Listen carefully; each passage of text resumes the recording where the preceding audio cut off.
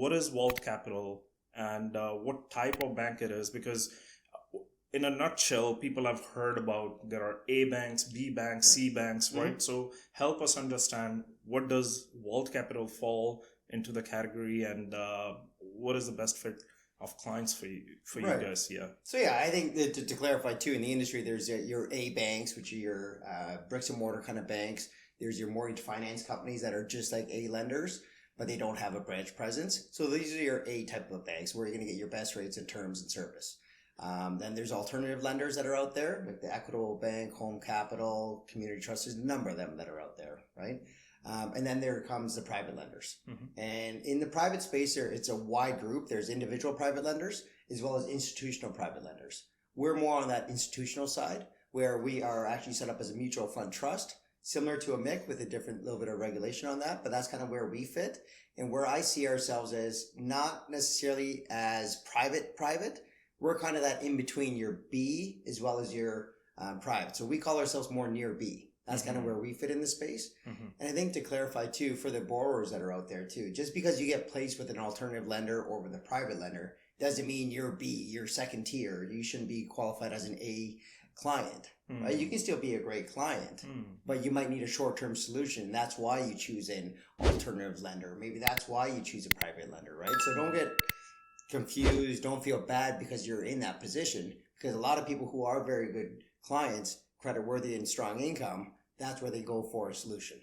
And what kind of guidelines you have that makes you differ from A and B side? Like, do you guys still need all the income documents and stuff when you are looking for a strong file that fits your portfolio? Yeah, absolutely. So we don't debt service deal, so we don't calculate GDS, TDS.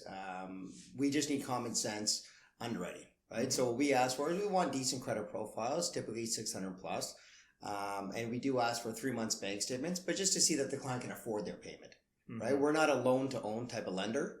So we still want a paying customer. So we do want to see their bank statements just for the last 3 months, see if they're paying their existing mortgage and see if they have some money coming to their account that they can make their new mortgage payment with Vault. But that's essentially it. It's very common sense. If someone's bank statements are a little bit lighter, then what we could ask for are some investment statements. We can maybe make the mortgage partially prepaid, right? But without going into deep in the weeds on that, there's ways for us to make it make sense, right? We're just asking a few more questions, getting additional documents from you if need be.